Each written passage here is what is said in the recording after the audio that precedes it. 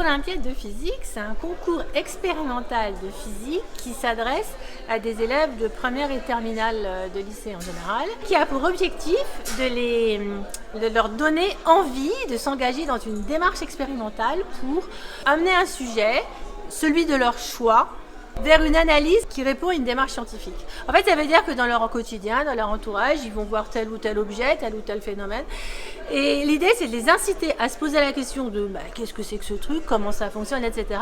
Et de monter par eux-mêmes une démarche expérimentale pour essayer d'analyser le phénomène retenu. C'est la vraie démarche du chercheur. C'est pour ça que notre slogan, c'est un petit peu oser la recherche.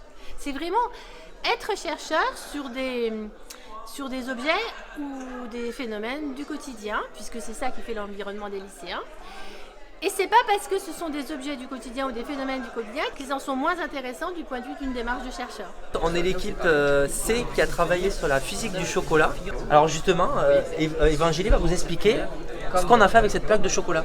En fait, on l'a mis dans un micro-ondes sans la plaque tournante et on a pu constater qu'il y a seulement sur ces deux endroits-là que le chocolat il fondait et ça correspond à une longueur d'onde et en fait ça fond au maxima des longueurs d'onde. On a pu mesurer la vitesse de la lumière à partir de ça avec la formule et ensuite on sait que le chocolat est composé de beurre de cacao et de cacao et du coup avec le cacao on a pu faire la diffraction pour mesurer la taille d'un grain de cacao.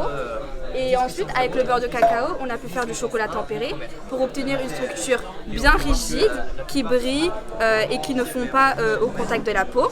Et elle est rigide parce qu'elle peut résister à 150 grammes de masselotte, alors que si c'est seulement du chocolat fondu et refroidi, ça casse au bout de 10 grammes.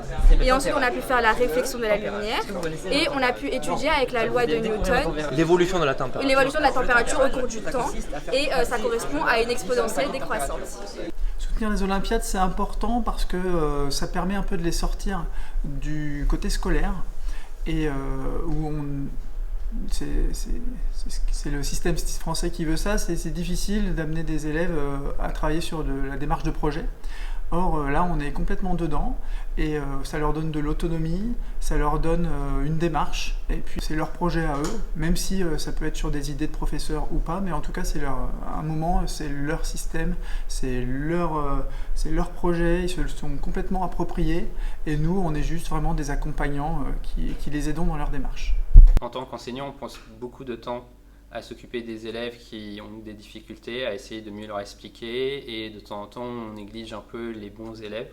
Et les Olympiades, c'est le genre de projet qui justement permet aux bons élèves de s'épanouir, de s'investir dans des choses plus complexes, plus intéressantes et aussi plus proches de ce qu'est la vraie physique. Dans leur futur, en dehors des compétences qu'ils vont acquérir, il y a le côté Parcoursup qui sert toujours un petit peu et mine de rien c'est une ligne de plus sur Parcoursup où ils pourront dire moi j'ai été en finale nationale et j'ai eu un 3e prix des Olympiades et ça mine de rien c'est quelque chose qui peut compter et bien entendu au niveau des compétences personnelles sur l'oral, sur la mise en danger parce que là sur les Olympiades de physique c'est vraiment une mise en danger parce qu'on est face à un jury de 7-8 personnes et on a 20 minutes pour convaincre donc c'est très important et c'est vraiment quelque chose qu'on n'a pas du tout l'habitude de faire en classe et tout ça, ça leur apporte beaucoup de maturité, beaucoup d'autonomie. Alors, ils apprennent beaucoup de notions qui seront utiles plus tard dans leur vie. Donc déjà, il a fallu monter un projet, écrire un mémoire, réfléchir, faire des présentations, gérer le temps de la présentation. Puis il y a des enjeux, il y a du stress, ils s'entraînent aussi à parler sous situation de stress. Donc je pense que c'est un très bon format.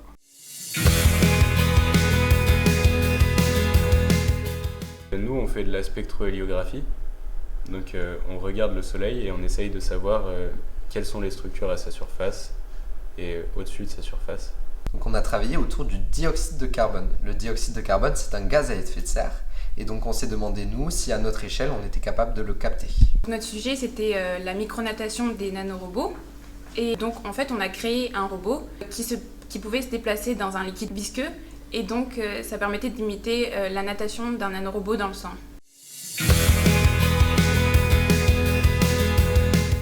Évidemment, ouais. Bien sûr. Oui, par exemple, j'aimerais devenir enseignant-chercheur et hier, on a eu une conférence d'un intervenant qui vient de l'ENS Lyon, qui travaillait sur les Zenstones. Et moi, il m'a vraiment conforté sur l'idée que le chercheur, c'était vraiment ce que je voulais faire.